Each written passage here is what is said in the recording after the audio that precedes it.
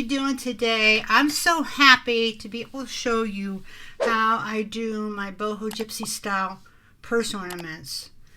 I love to make them very effusive and use a lot of little scraps, and this is a good way to use things up. You might have a little bit left from a project or whatever. You can make such pretty things, and they don't take a long time to make.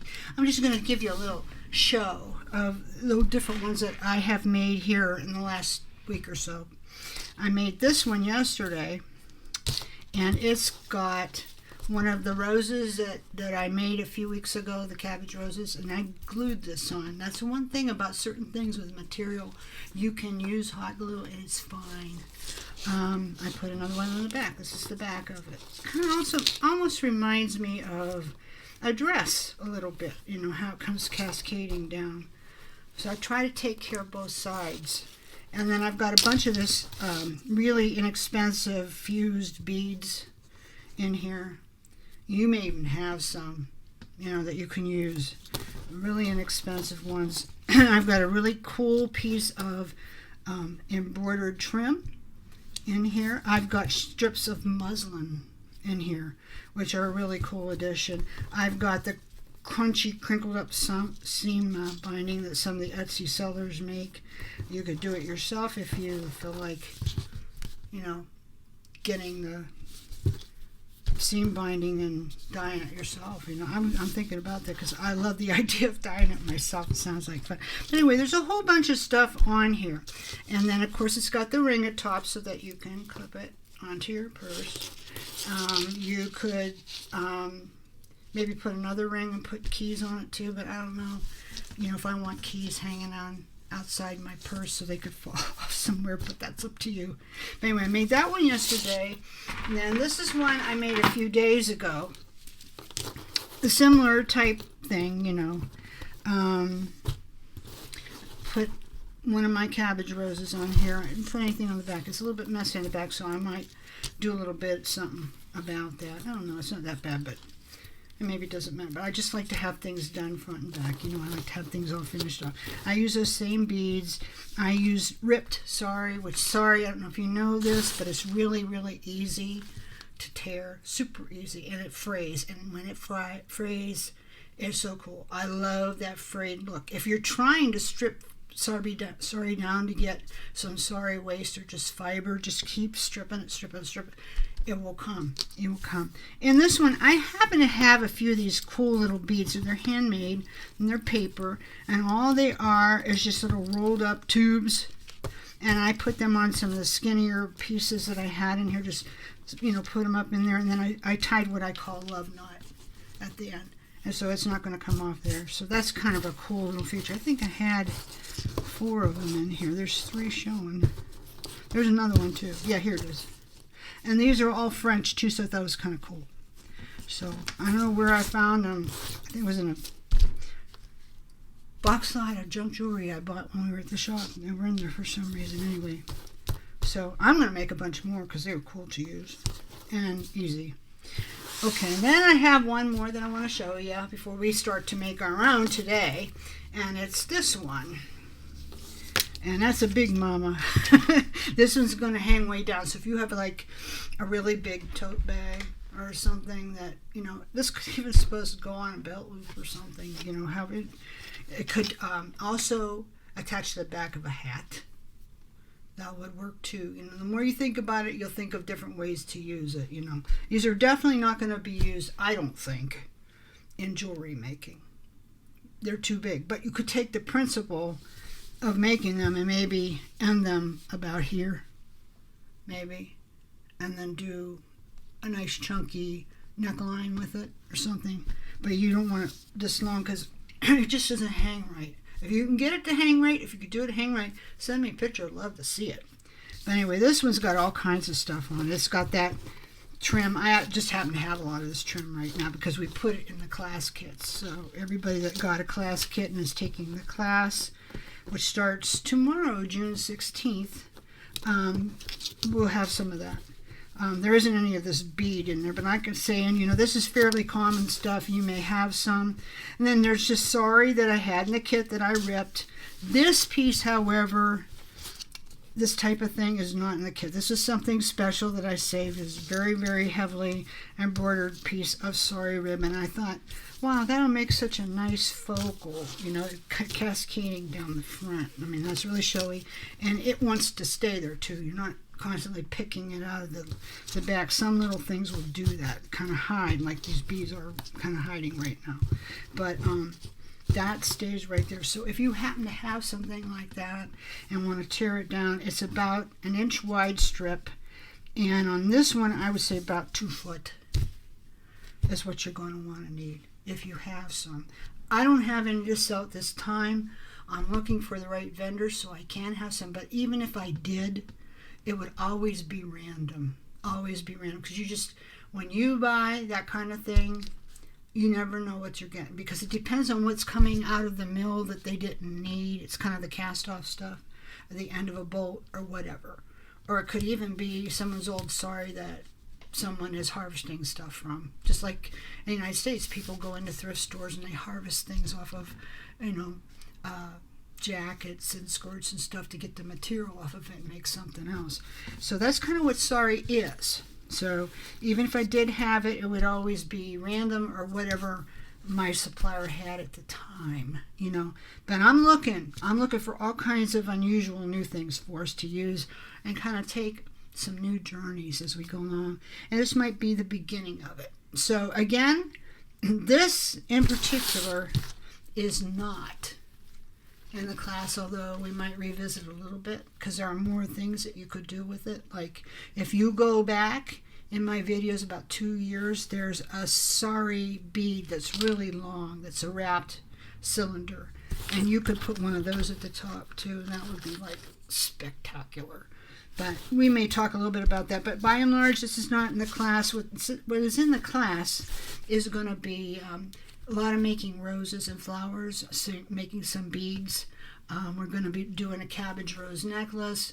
I'm hoping to do a cuff bracelet, a simple one. We're going to do a little slow stitch. We're going to do earrings with fabric, which is kind of a different thing. There's just a whole bunch of cool stuff that really just haven't done before. And this is going to be Uptown Boho. That's why I'm calling it class, this first class, because there will be a second one and a third one, because this is just the beginning of that journey. So if you want to come along, take it with us, I would advise that you do that. We don't have kits anymore. We're out of kits. That's sold out. But you can, as many people as want to can take the class. And the thing is, a lot of people have said, anyway, you know what, I've got stuff like that at home. I'll just fish around and see what I got. So, you know, there you go. It's worth taking the class to see, you know, where my head goes. But anyways, let me put these aside. And here are materials that we will work with today. And I will clue you a little bit to begin with. This requires a needle and thread. So if you're not really into sewn crafts, hang out anyway, because if you can sew a button on, you can do this. It's just nothing to it. Don't be afraid of it. I've had a number of people say, hey, you know, with this class, are we going to have to sew? Well, yeah, a little bit. But we're not going to get the machine out. It's all going to be hand sewing, and it's simple. So don't worry. You know, it's mostly just to secure a few things. Some, like I say, you can do with hot glue, but on this one, we're not doing it today. Okay, so I've got a whole bunch of different strips of this and that. I got a piece of tulle that was in the kit for the class. I got a piece of this, which of course came from my own stash, the fused beads. I'll see if I can get some more like that, because they really are pretty, and most of the time when you find fused beads, they aren't pretty like this. Kind of lit. Sometimes I call them Mardi Gras beads. You know, you'll find Mardi, if you ever go there or have friends who've gone to that and they come home with souvenirs, they throw these into the streets. Fused bead necklaces, so you might be able to find them that way too. This is a piece of that trim again.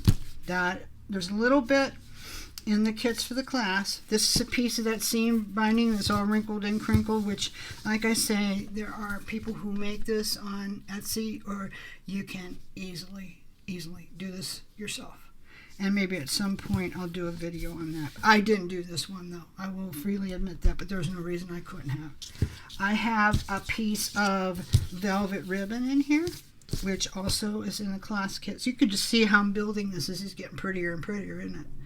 And then I have some of this Irish style crochet that looks very antique. It's not, but it looks very antique. I mean, I have bolts of this stuff that is antique out in the warehouse, but this is not. And I'm like saying, why do I search for it anymore? I can get this, you know.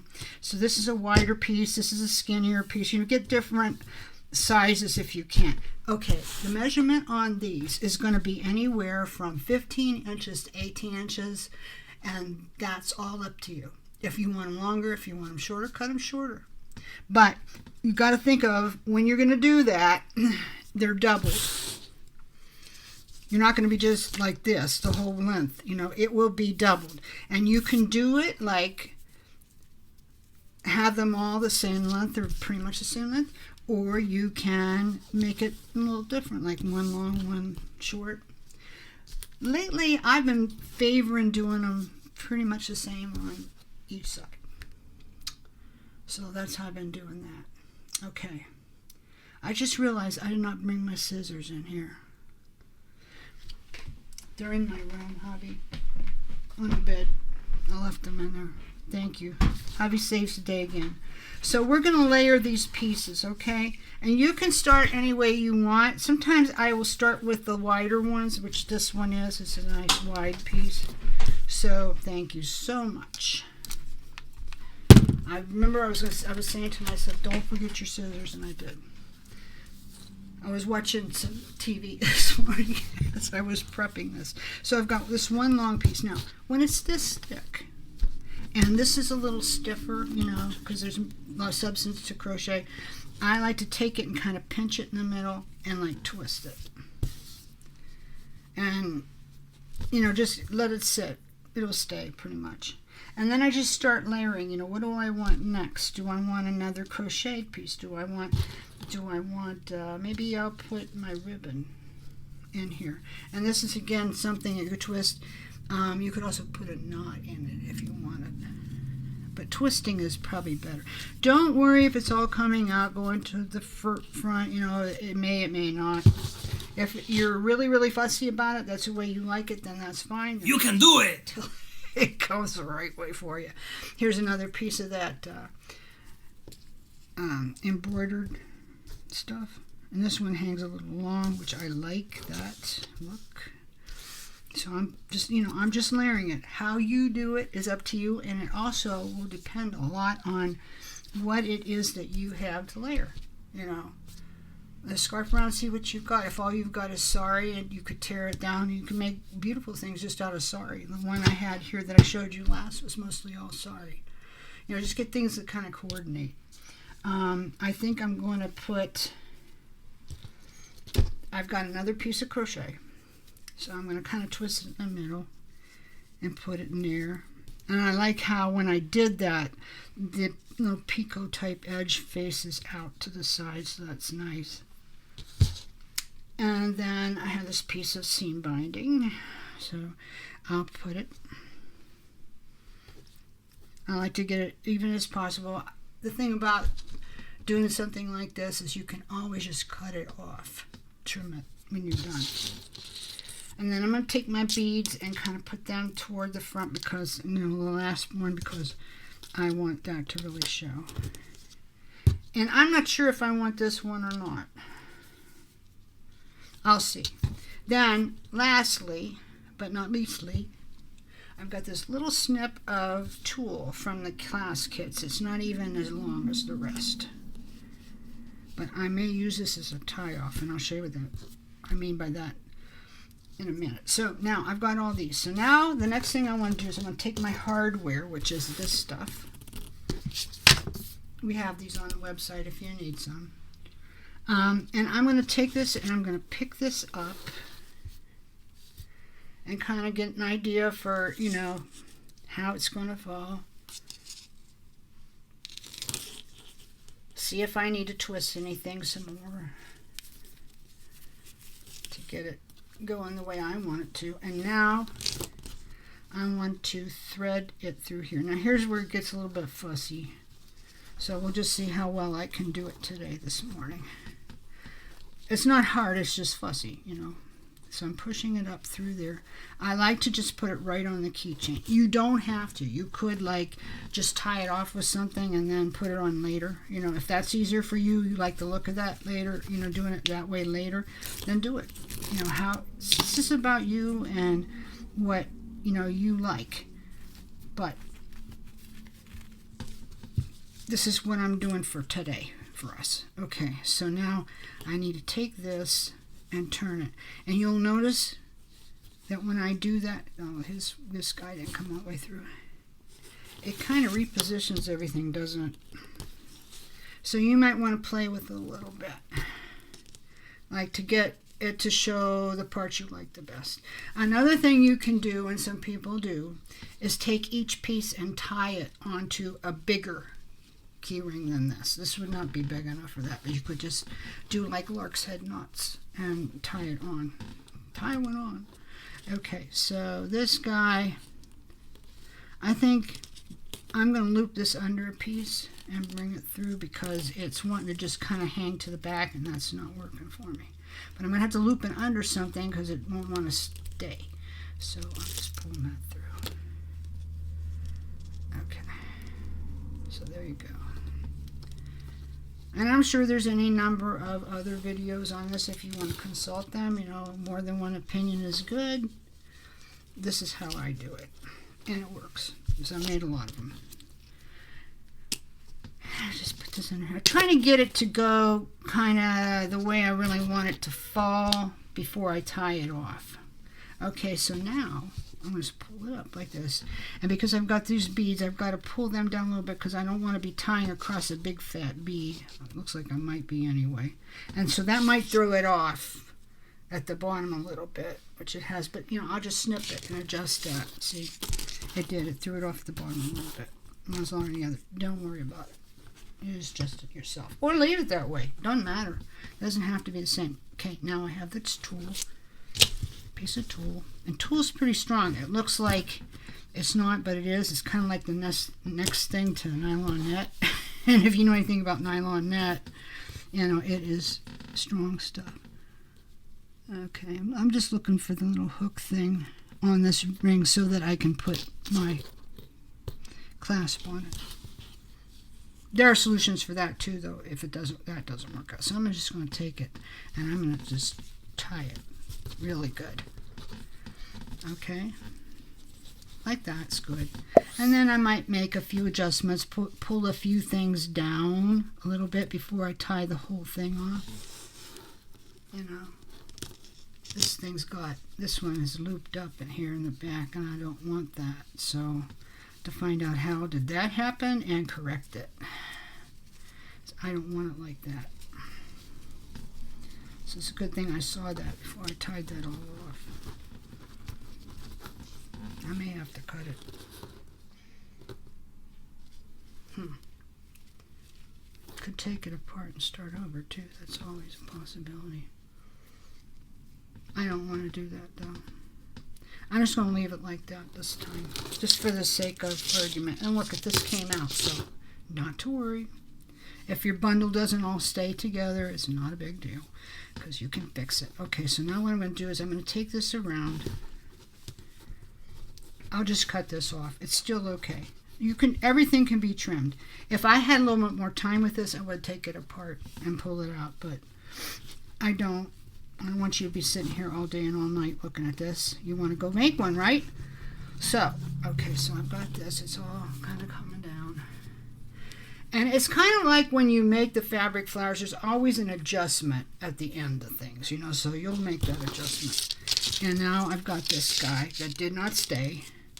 So I'm going to pull my tool up through again and see if I can tie this on. If not, it's going to have to be sewn on, which is not a big deal. I've got my needle and thread ready here. Okay, so let me see what happens. Pull that through. And you guys can do this any way you want, you know. This is just what I would do. Okay, so I got through there. So I'm just going to pull this around again and tie it to the back real tight. So now it's on there. Let's see how that looks. Okay, it's not too bad. I try to go through like the smaller beads versus rather than a big fat one. It works out better that way. And now I'm going to just double knot this.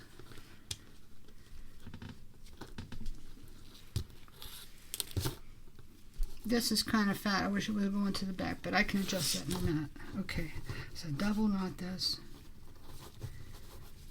And then when I trim this off, I don't want to trim it off too close. In fact, right here, a little drip of glue would not be a bad thing. I'm going to tie another knot. Because you'd be surprised. It looks like it's really tight, but it can really work its way loose. I've seen it happen. So I'm just going to cut it kind of close, but not all the way. And I can always trim it later, because I'm going to have to fuss with this. You know, you just got it on now. Now you're going to be fussing with it. You're putting, you know, turning it, and see, I like this toward the back. I don't want it hanging way out in the front.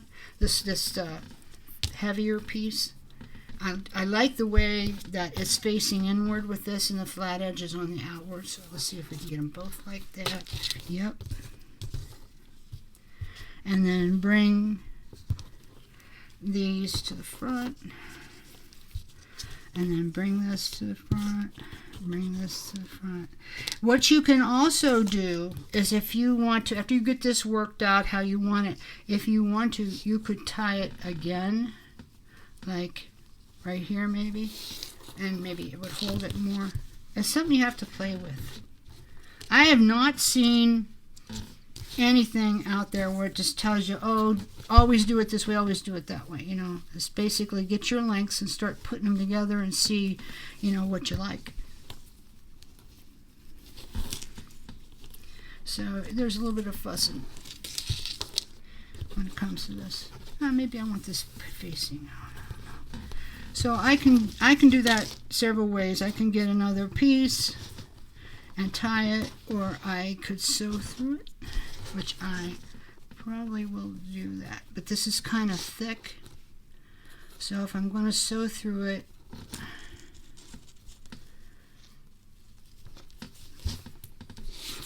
it's going to look like that.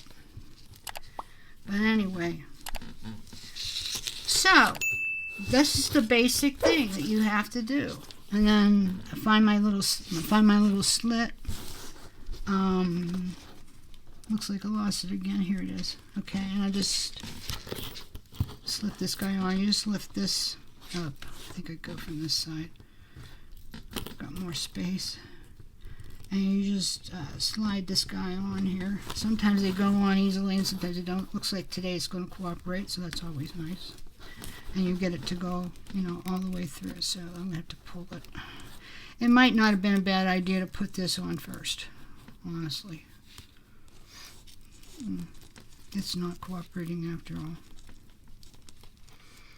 Anyway, I'll fix that in a minute. So I'm going to go off camera for a minute, and I'm going to kind of reposition this and maybe sew a little bit of it, like so that it stays in place, because it's going to take me a minute, and I don't want you to sit here all day and all night. So I'm going to go off and do it, and then when I come back, I'll show you why I did what I did. Okay guys, so I got it all fixed up. You're still going to be playing with this a little bit, you know, till everything's just right. You might have to go in and take another few stitches, and there's like no right wrong to it. You just see where it needs to be done and you do it.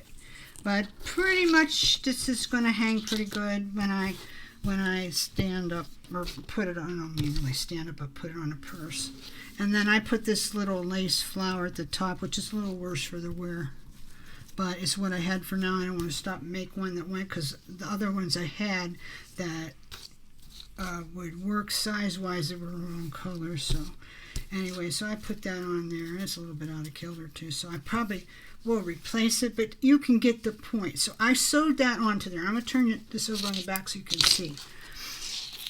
I just sewed through all these layers and onto the flower, just through different layers of the flower to get it to really lay on there. And then I covered some of the stitches with this flower in the back. Now, what would have really worked good was hot glue here. especially with this one, because with hot glue, you push it down in and it stays and kind of comes together a little bit more. Honestly, putting this flower in the front with hot glue might have been a better choice too. It's something you might just want to play with, but that's what I like about hot glue. It's with fabric, you don't have to worry. It's not going to really tear loose. It's going to be fine. And you can mush it down so it kind of makes a little setting or something for itself, I guess. Anyway, I would trim this up, but I'm not sure I'm going to leave this flower, and I think I'm going to make a new flower for this because I'm not real nuts about this one. It's just, I had put it on another project here a week or so ago, and I didn't like it, and I ended up taking it off and just messing with it. I'm trimming it a little bit. Maybe I'll keep it, I don't know. And this just needs to, something else. So I think the worst of it is this is a mulberry paper flower in the middle, and maybe it needs to come out. I don't know. But for now, you get the point of how it could be. If I put this on, if I had put this on with hot glue, I would have done it like right here, put the hot glue, and I would have put this on. I wouldn't have stepped down onto this because it's mulberry paper and it could mush, but I would have gone down like this and held it on tight, being careful not to burn myself. And then it would have mushed down a lot better. Sometimes sewing is good. Sometimes hot glue is good. Sometimes you use both. But anyway, when this hangs, it's really pretty. The only thing is some of these links are longer than I'd like them to be. And didn't I tell you at the beginning you're going to trim some of these? I did. So let's do that. See, this one swing all the way to the same side too. I don't like that. Oh well. So I'm going to trim this one, and I'm just going to go kind of a little bit up. You will figure out where you want to trim them.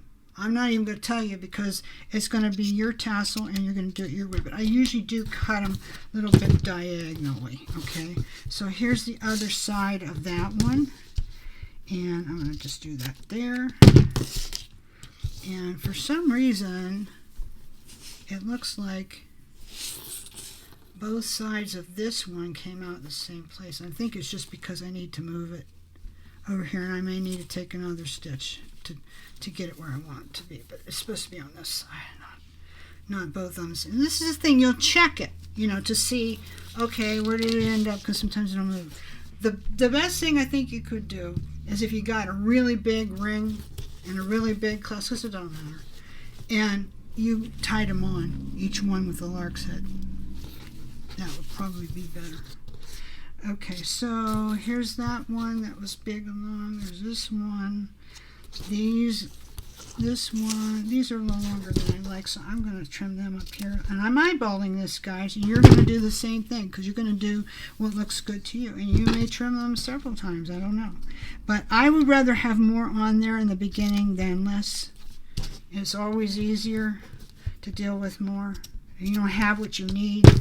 Then it's like, geez, so why go there? Just put more on.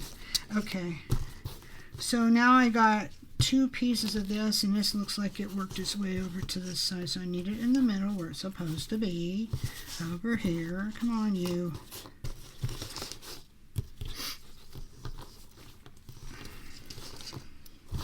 And you might think, well, did that move because you sewed it? I don't think so. I just think it's just something, you just have to work it out. Just like these flowers that you put together, they're no-sew flowers, and you put a little band in the middle, and they can be like gorgeous, but you got to mess with them a little bit to, finish them off and get them to look right. So, okay, this is way too long in my opinion. So I'm going to just snip a little bit because it's going to shrink up, because it's crunched. Just a little bit. I always cut on a diagonal. I'm going to leave these guys alone, I think. Let me see. Nope, I'm not, because they're not even. But you know what? They don't have to be even. Hey, here's something I like about this trimming is when you cut that off, you still got a like little flower, and you could glue it or sew it or whatever to a lot of other things. So don't ever throw these little snippets away. Keep them when you're using, the embroidered trim, because you'll find uses for them. Especially like if you do junk journals and stuff like that, little bits like this come in handy a lot. Snippet rolls, whatever, come in handy a lot. So anyway, so here we go. Here we go. Oh, and I wanted to tell you too, this, I should have put this on this ring first. I don't know why I didn't think of it. I think it's because the last one I did, I covered the ring and I had to, so I don't know what I was thinking. But anyway, I just went and put them on with jumps, no problem. Actually, it probably makes this hang a little better because I did that. So now we're just, you know, I will just, see? And you may want to trim it a little bit more yet, you know, I don't know. It's up to you. You might want to. And it's going to, you know, it's going to hang the way it wants to hang, and it's just how it is, you know. Anyway, there's a lot of pretty things on there. I wouldn't have put less, but maybe you would have. So, you know, that's up to you. But anyway, this is so pretty. I just have to work on this flower a little because I'm not liking it too much. But anyhow, yeah. So that's pretty much how you do it anyway. You know, just play with it and see how it comes out for you. If you have questions, you can leave them. If you have kind comments, you can leave those kind comments too. I would like to hear them if you've made these before. I've made quite a few, but this is the way I do them. And, you know, sometimes they're like, come out super simple. Like this one went together like kismet. It was just like no big deal.